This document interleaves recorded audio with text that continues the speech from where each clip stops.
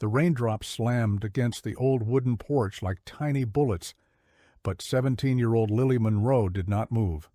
She stood there barefoot, clutching a crumpled piece of paper in her trembling hands, a final eviction notice.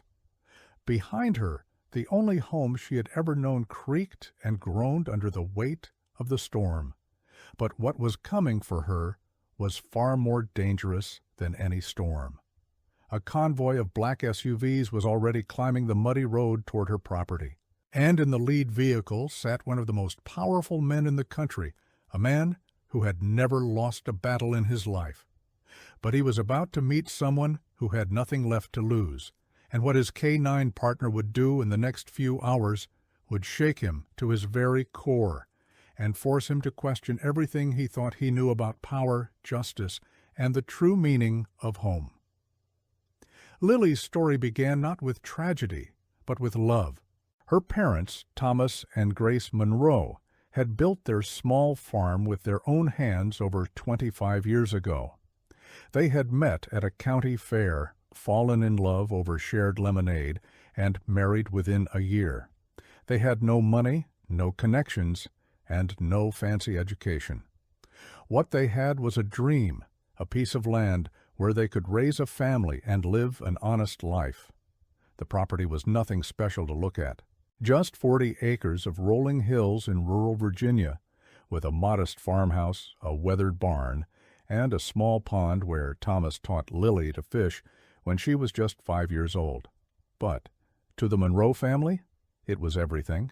It was the place where Lily took her first steps.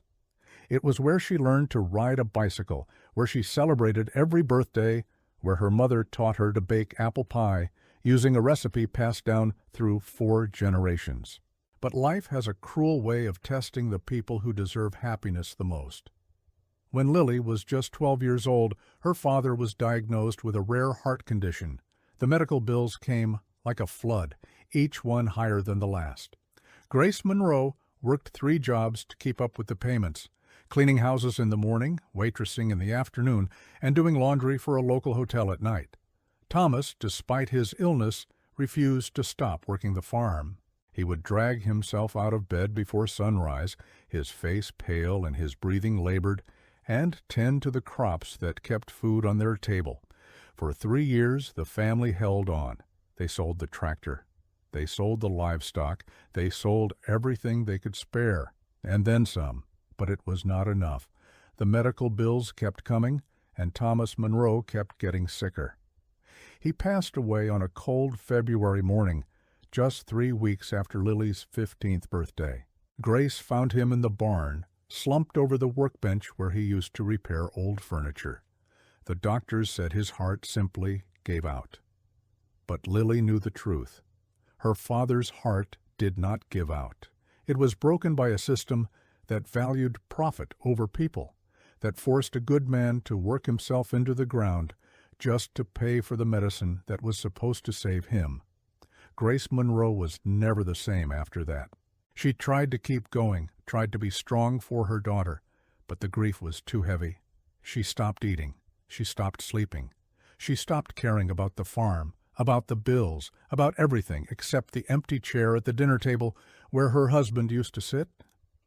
6 months after Thomas died, Grace Monroe suffered a massive stroke. She survived, but barely. The stroke left her paralyzed on her right side and unable to speak clearly.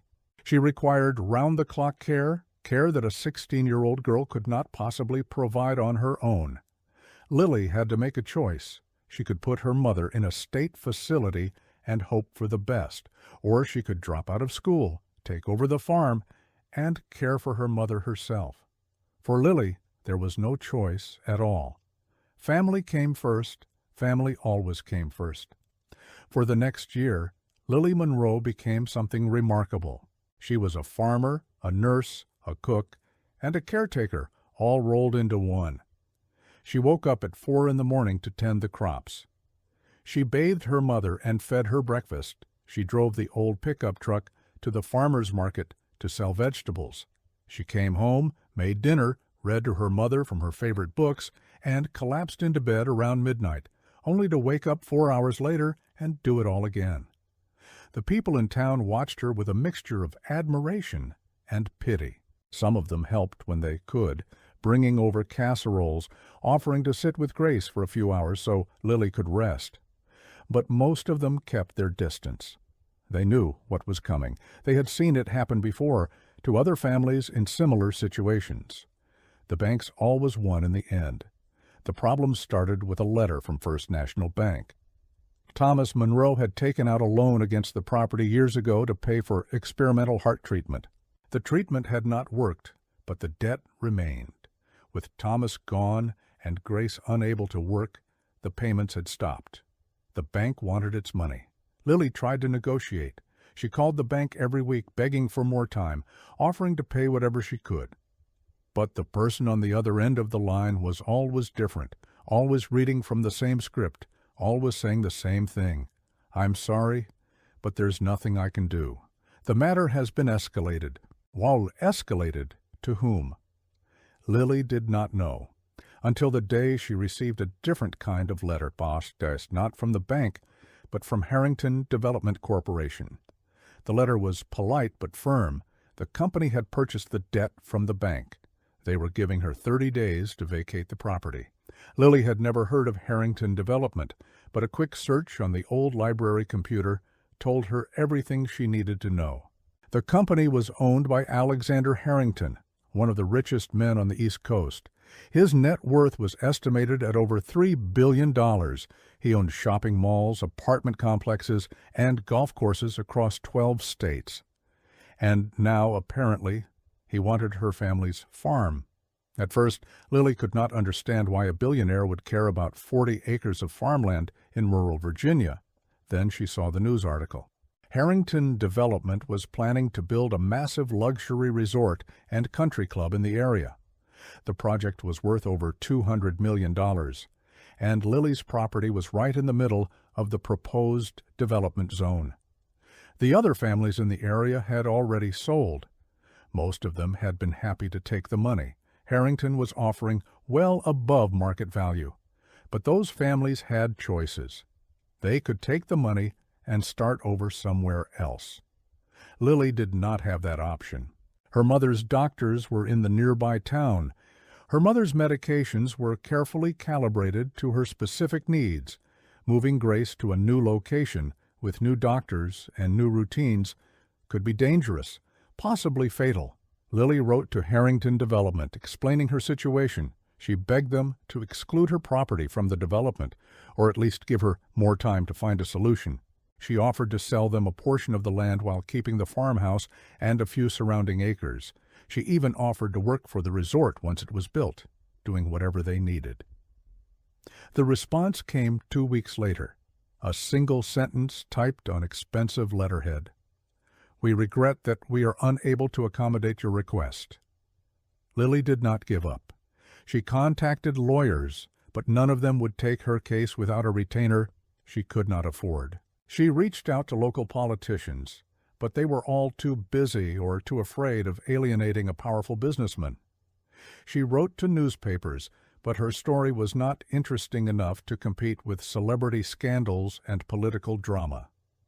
The 30 days passed, then 60 days, then 90. Each time a deadline came, Lily braced herself for the worst. But nothing happened. The letters kept coming, each one more threatening than the last, but no one actually showed up to force her out. Lily did not know that her case had become a problem for Harrington Development. The company's lawyers were divided. Some of them wanted to proceed with a forcible eviction, arguing that the law was clearly on their side. Others worried about the optics. A billionaire corporation kicking a teenage girl and her disabled mother off their family farm would not play well in the media. The debate went back and forth for months, with no clear resolution. Finally, Alexander Harrington himself decided to get involved. Alexander Harrington was not the man people expected him to be. At 62 years old, he had silver hair, sharp blue eyes, and the kind of commanding presence that made people stand up straighter when he entered a room. He wore tailored suits that cost more than most people made in a month. He traveled by private jet and rarely stayed in any one place for more than a few days. But beneath the expensive clothes and the corner offices was a man who had grown up poor.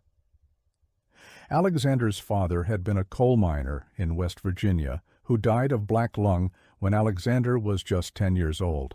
His mother had worked as a seamstress, taking in mending and alterations to keep her 5 children fed. Alexander had started his first business at age 16, selling refurbished radios out of his mother's garage. By the time he was 30, he owned his first shopping mall. By 40, he was a millionaire. By 50, a billionaire. Along the way, Alexander had become hard.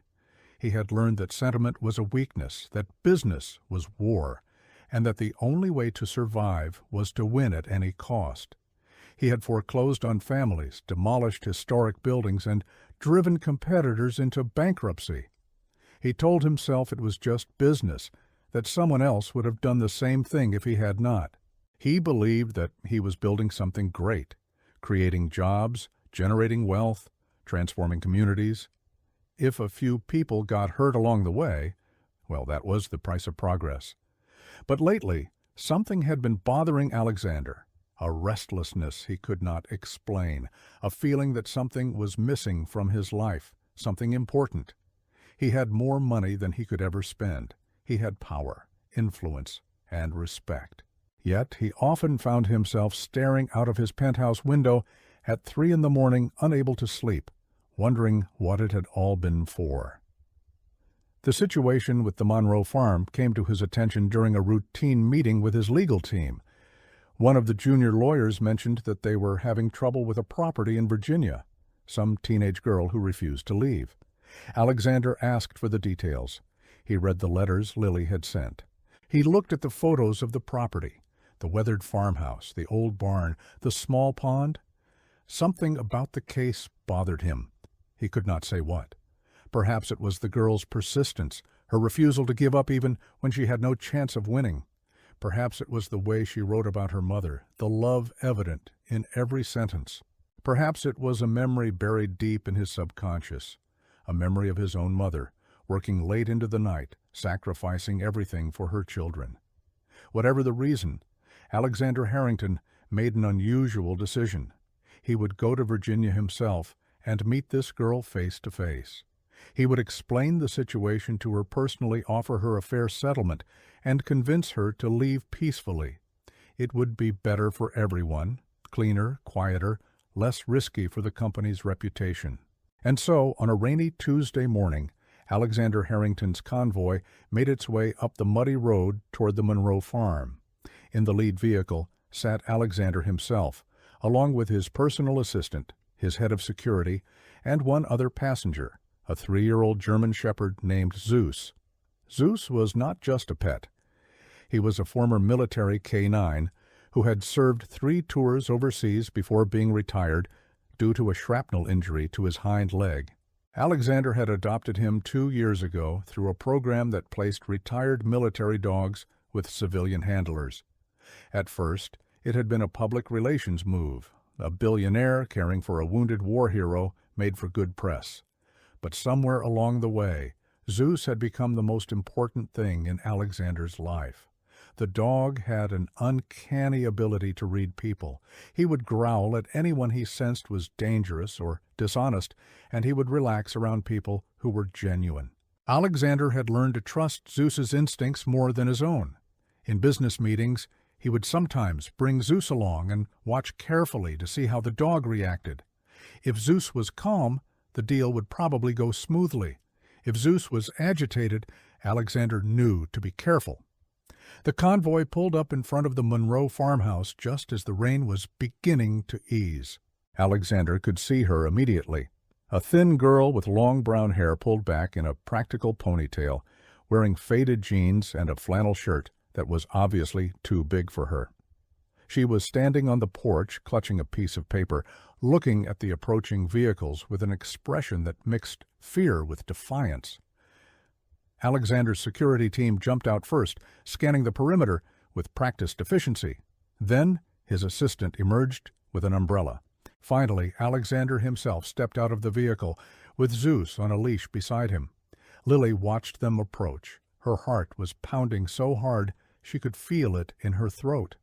She had never seen so many expensive cars in one place, never been in the presence of someone so obviously powerful. But she stood her ground. She would not run. She would not hide. This was her home, and she would defend it with her last breath. "Miss Monroe, I presume?" Alexander's voice was deep and cultured, with just a trace of his West Virginia roots underneath. "My name is Alexander Harrington. I believe you've been expecting me." "You're not welcome here," Lily said, her voice steadier than she felt. "This is private property." "Technically, it belongs to my company now," Alexander replied. "The deed was transferred when we purchased the debt, but I didn't come here to argue technicalities. I came to talk." "There's nothing to talk about. I'm not leaving." Alexander studied her for a moment. She was young, probably no more than 17. But there was something in her eyes that reminded him of old soldiers he had known, a determination that went beyond mere stubbornness, a willingness to fight even when winning was impossible. "May I come in?" he asked. "I'd rather not conduct this conversation in the rain." Lily hesitated. Every instinct told her to refuse, to keep this man as far from her home as possible, but she also knew that refusing might provoke him into taking more drastic action. And there was something else, something she could not quite identify. A feeling that this conversation needed to happen, that it was somehow important. "Fine," she said at last, "but your people stay outside, and the dog stays on the porch. Au Alexander nodded to his security team, who reluctantly took up positions around the property. Then he turned to Zeus and pointed to a spot on the porch. "Stay," he commanded. The dog sat obediently, but his eyes never left Lily. He was watching her with an intensity that was almost unsettling, his head tilted slightly to one side. Inside, the farmhouse was clean but sparse. The furniture was old and mismatched, clearly acquired over many years from yard sales and second-hand stores. But everything was in its place, carefully maintained, obviously loved. On the mantel above the fireplace were photographs, a young couple on their wedding day, a baby girl taking her first steps, a family portrait from happier times. "Nice place," Alexander said, and was surprised to find that he meant it. There was a warmth to this house that his penthouse apartment had never possessed, no matter how much money he spent on interior designers. "It's home," Lily said simply. "It's all we have." She led him to the kitchen, where a pot of coffee was still warm on the stove. She poured 2 cups without asking if he wanted any, then sat down at the small wooden table. Alexander sat across from her. "I read your letters," he said, "all of them. You're quite articulate for someone your age." "I had to grow up fast. I understand your mother is unwell. She had a stroke. She needs constant care. Moving her could be dangerous. There are excellent care facilities." "No." Lily's voice was sharp. "She's not going to any facility. She's staying here, in her home, where she belongs, where I can take care of her." Alexander leaned back in his chair. "Miss Monroe, I'm a businessman. I deal in facts and figures. The fact is, my company owns this property. The figure is $200 million. That's what this resort project is worth. You're asking me to throw away a $200 million investment because you don't want to move. I'm asking you to be human," Lily shot back. "My father died trying to pay off a debt that should have been covered by insurance. My mother lost her health because she lost her husband. And now you want to take the only thing we have left? For what? So you can build another golf course for rich people?" Alexander said nothing for a long moment. He had heard speeches like this before, from other people who had stood in the way of his developments. Usually he responded with cold logic, explaining that progress required sacrifice, that the needs of the many outweighed the needs of the few. But sitting here, in this small kitchen, looking at this brave, exhausted girl, the words would not come. "What happened to your father?" he asked finally. "The debt, what was it for?" Lily was quiet for a moment, deciding how much to share. "He had a heart condition. The insurance company refused to cover an experimental treatment that might have saved his life. They said it was not medically necessary, Dad took out a loan to pay for it himself. The treatment didn't work. But the debt survived, Alexander finished. Yes? Debts have a way of doing that. Something in his voice made Lily look at him more closely. For just a moment she thought she saw something in his eyes, a flicker of something that might have been pain or memory or regret. But then it was gone, replaced by the cool, businesslike expression he had worn since he arrived. I'm prepared to offer you a settlement, Alexander said. More than generous, given the circumstances. Enough to relocate, find a comfortable place for your mother, and still have money left over for your education. I told you, I know what you told me, but I'm asking you to think about it, really think. What happens if you keep fighting? You can't win, Miss Monroe. The law's on my side. Eventually you'll be removed by force, and you'll have nothing. No home, no money, no options. Is that what your mother would want? Lily stood up abruptly, her chair scraping against the wooden floor. Don't you dare bring my mother into this. You don't know anything about what she would want. Alexander stood as well. I know more than you think. I grew up poor, Miss Monroe. My father died when I was 10. My mother worked herself nearly to death to keep us fed. I know what it's like to feel helpless, to feel like the world is against you, but I also know that sometimes the smartest thing to do is accept reality and move on. And sometimes, Lily said, her voice shaking with emotion, the right thing to do is fight, even when you can't win, even when everyone tells you it's hopeless, because some things are worth fighting for. This land, this house, my father built this with his own hands. My mother planted those flowers by the front porch. I took my first steps in that living room. You can offer me all the money in the world, and it won't change what this place means to me. A long silence fell between them. Outside, the rain had stopped, and weak sunlight was beginning to break through the clouds.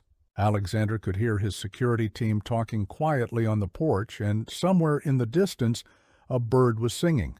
He was about to speak, to deliver the ultimatum he had prepared, to tell her that she had 1 week to vacate or face forcible eviction, when a strange sound came from the porch. It was Zeus, and he was whining. Not a threatening growl or an aggressive bark, but a high-pitched, almost plaintive sound that Alexander had never heard him make before. He walked to the front door and opened it. Zeus was standing at attention, his nose pointed toward a closed door at the far end of the hallway. The dog's entire body was quivering, and the whining had intensified. "What is it, boy?" Alexander asked. "What's wrong?" "That's my mother's room," Lily said from behind him. Her voice had changed. There was worry in it now, and fear. "She shouldn't be disturbed. She's resting." But Zeus was already moving. Before Alexander could stop him, the dog had crossed the porch, pushed through the open front door, and was racing down the hallway toward the closed door. His bad leg didn't slow him at all. He moved with a purpose and urgency that was almost frightening. "Hey!" Alexander called, hurrying after him. "Zeus, come!" The dog ignored him. He reached the closed door and began scratching at it frantically, his whines turning into short, sharp barks. Alexander caught up with him and grabbed his collar, trying to pull him away, but Zeus resisted with all his strength. And then Alexander smelled it. A faint but unmistakable odor coming from behind the door. The smell of gas. His heart stopped. In that frozen moment, memories flooded back. His father's funeral, the smell of coal dust and flowers, his mother crying. But also training videos he'd watched about gas leaks, about the invisible dangers that could accumulate silently in enclosed spaces. "Move!" he shouted, pushing past Lily and shouldering the door open. The room beyond was small and neat, with a hospital bed against one wall and medical equipment arranged on a nearby table. And lying in the bed, her eyes closed, her face pale, was an older woman who could only be Lily's mother, Grace Monroe. A thin tube ran from an oxygen tank to a mask over her face. But the oxygen tank was wrong. Alexander could see it immediately. The valve was loose, and the hose was disconnected. And the smell. The smell was not oxygen at all. Somewhere, somehow, a natural gas line had been compromised, and the room was slowly filling with toxic fumes. Alexander didn't think. He simply acted. He crossed the room in 3 strides, scooped Grace Monroe into his arms — she was heartbreakingly light — and carried her out of the room, through the hallway, and onto the front porch. Zeus was right beside him, barking urgently to the security team. "Gas leak!" Alexander shouted. "Get everyone away from the house. Call 911." The next few minutes were chaos. Security personnel scrambled to establish a perimeter. Someone produced a phone and called for emergency services. Alexander laid Grace Monroe gently on the grass, checking her pulse, relieved to find it steady, if weak. Lily was beside her mother in an instant, holding her hand, tears streaming down her face. Mom, can you hear me? Please wake up." Grace Monroe's eyes fluttered open. She looked confused for a moment, then focused on her daughter's face. Her lips moved, trying to form words that wouldn't quite come. "It's okay, Mom. You're okay. We're outside. There was a problem with the gas, but you're safe now." Alexander stepped back, giving them space. His heart was still racing, and his hands were trembling slightly, something that hadn't happened in decades. He looked down at Zeus, who had positioned himself protectively near the 2 women, his ears alert for any new dangers. "Good boy," Alexander said softly, kneeling down to scratch behind the dog's ears. "Good boy. You saved her life." The fire department arrived within 15 minutes. They confirmed what Alexander had suspected. A gas line in the basement had corroded and started leaking. The fumes had been accumulating slowly for hours, rising through the floorboards into Grace's room. If Zeus hadn't sensed something wrong, if Alexander hadn't acted when he did, Grace Monroe would have been dead within the hour. "She's lucky," the paramedic said, checking Grace's vital signs. "Very lucky. Another 30 minutes of exposure, and we'd be having a different conversation." Lily was still holding her mother's hand, but now she was looking at Alexander with an expression he couldn't quite read. Gratitude, certainly, but also confusion, and something that might have been a grudging respect. "You saved her," she said. "I don't understand. An hour ago you were trying to take our home, and then—" "Zeus saved her," Alexander corrected. "I just followed his lead." "But why? You had no reason to help us. You could have let it happen. Then the problem would have solved itself." The words hit Alexander like a physical blow. Because she was right. In purely business terms, letting Grace Monroe die would have been the simplest solution. The daughter would have had no reason to stay. The property would have been his.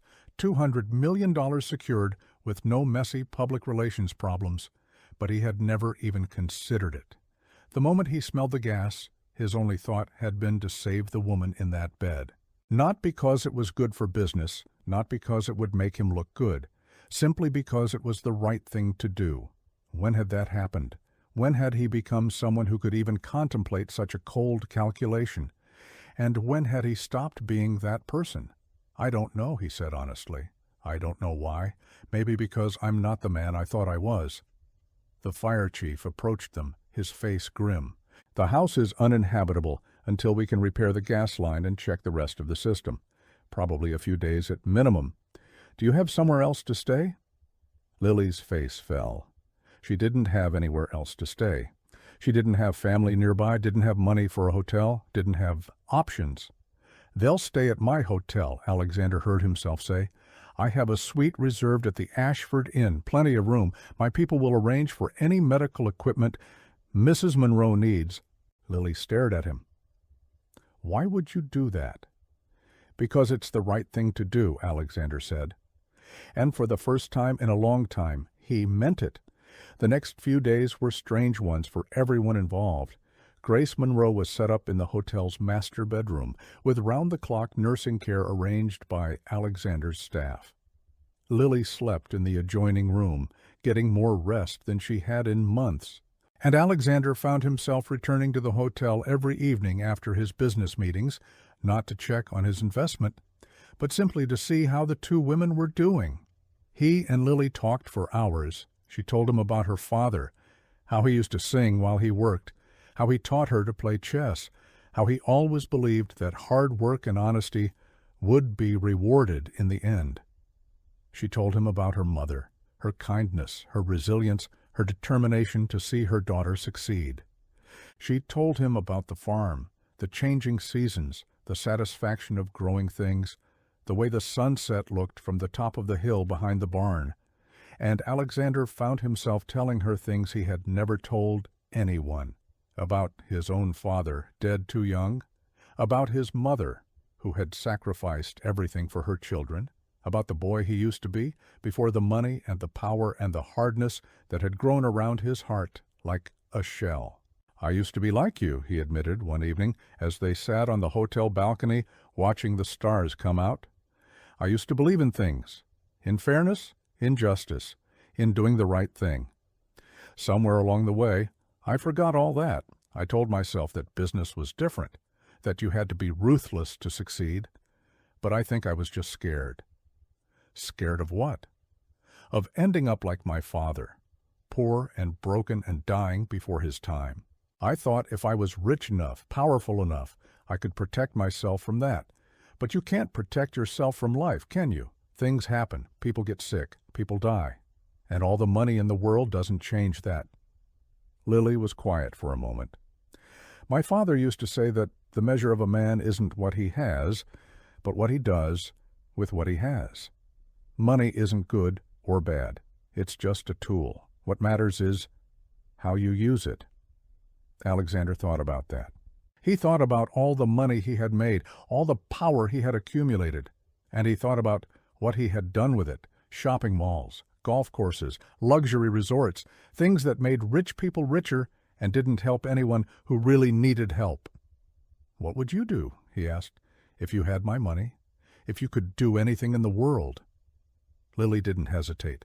"I'd help people like my dad, people who get sick and can't afford treatment, people who fall through the cracks because the system doesn't care about them. I'd make sure no one ever had to choose between their home and their health." It was such a simple answer, such an obvious answer, and yet Alexander had never thought of it. He had been so focused on accumulating wealth that he had forgotten what wealth was for. The next morning, Alexander called his lawyers. He told them to drop all claims against the Monroe property immediately. He told them to set up a charitable foundation, the Thomas Monroe Foundation, named in honor of Lily's father, to help families facing medical debt. He told them to find other families like the Monroes and help them save their homes. His lawyers thought he had lost his mind. His business partners were furious. The resort project would have to be redesigned, scaled back, moved to a different location. It would cost millions. Alexander didn't care.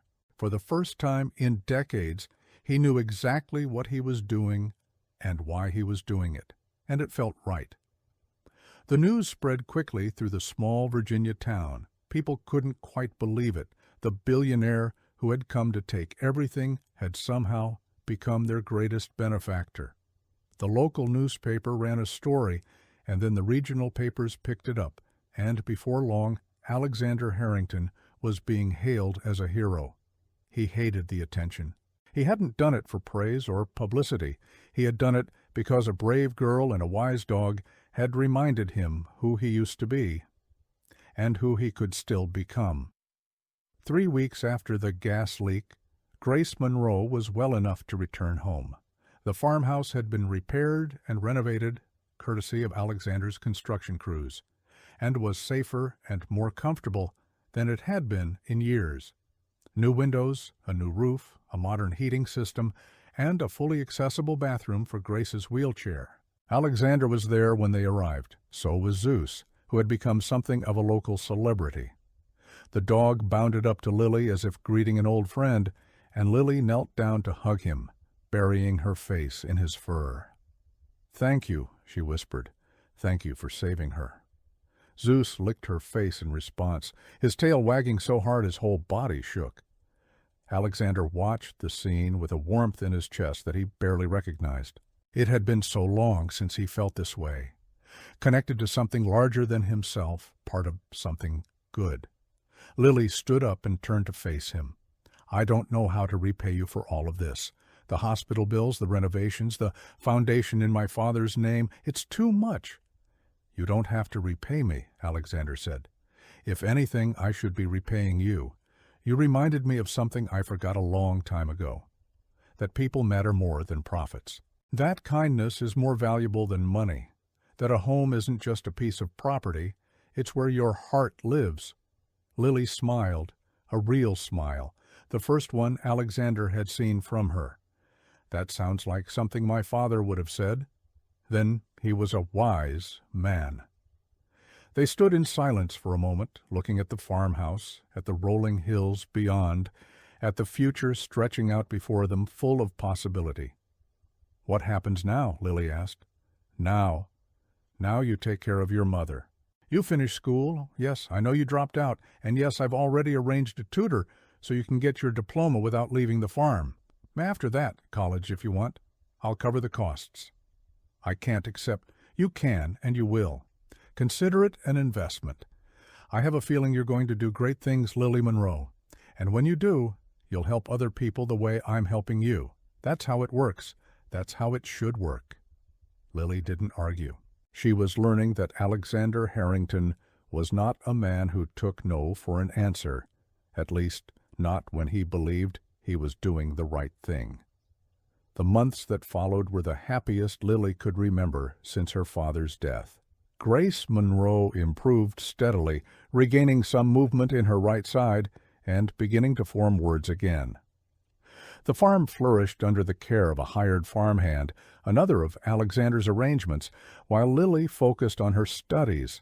Alexander visited whenever he could, which was more often than anyone expected. He would sit on the porch with Grace, listening to old stories about the town's history. He would walk the property with Lily, discussing business and life and everything in between. And always Zeus was by his side, padding along on his 3 good legs, keeping watch over everyone. The Thomas Monroe Foundation grew beyond anyone's expectations. Within a year, it had helped over 200 families avoid foreclosure due to medical debt.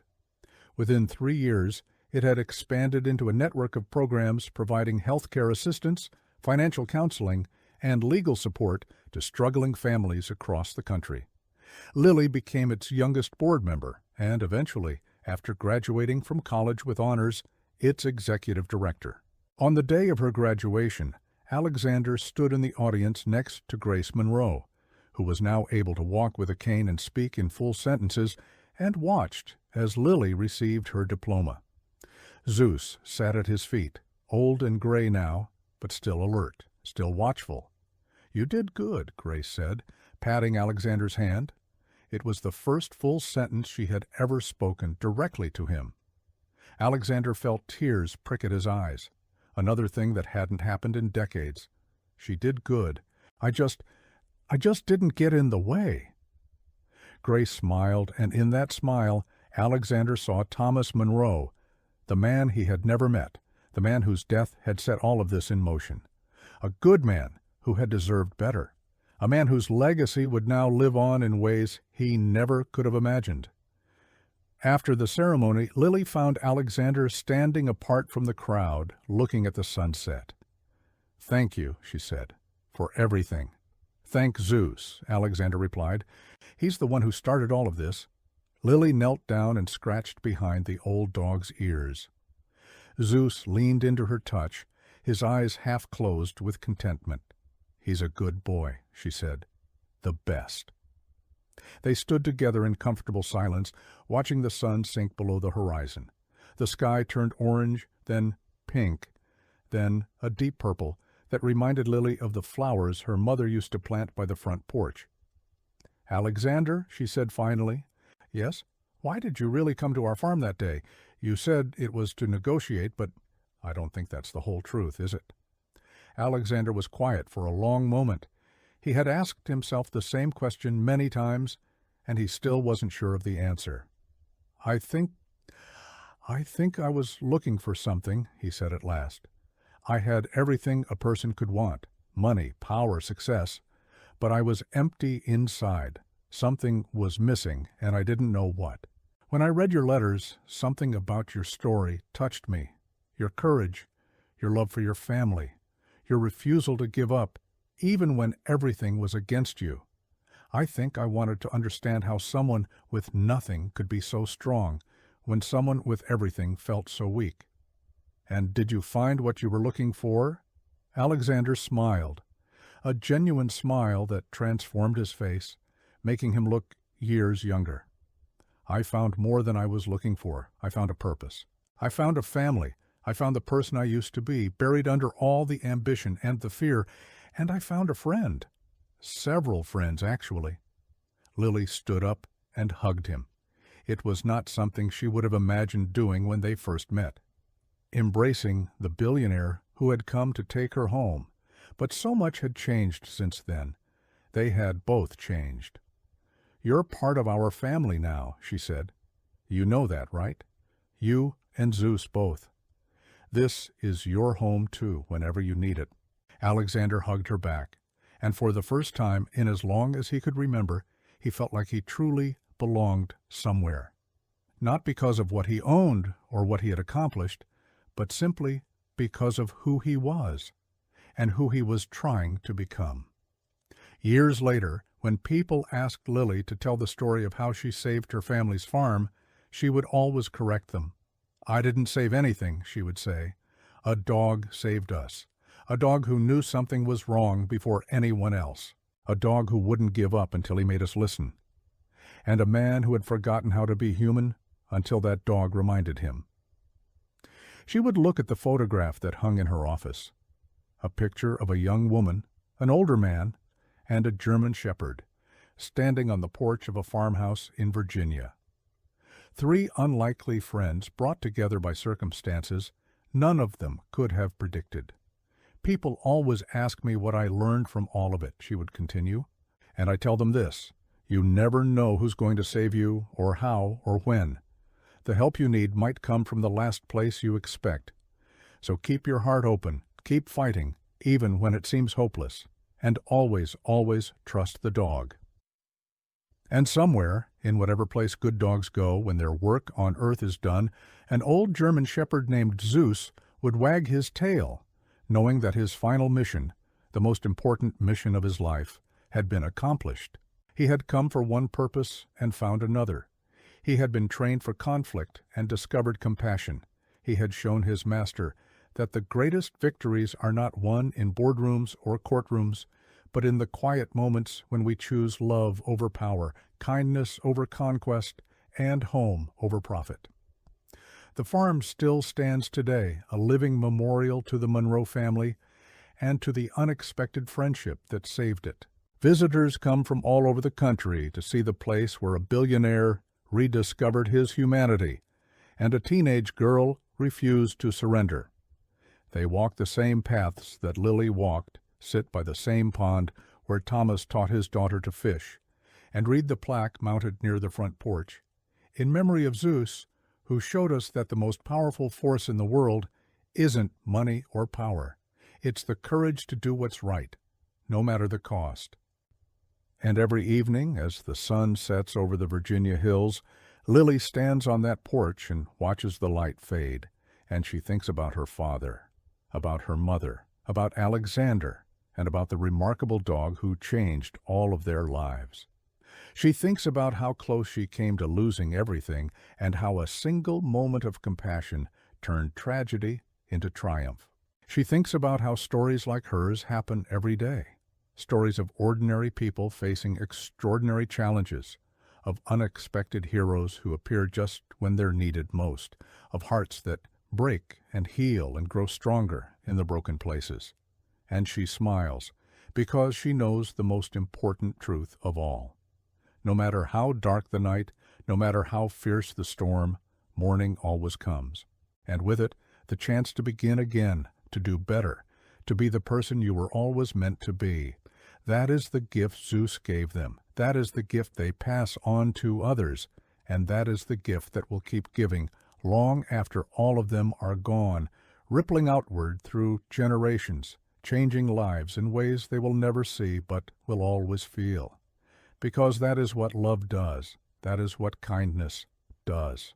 That is what a single act of courage from the most unexpected source can accomplish when we least expect it, but need it most. And that, perhaps, is the greatest story of all.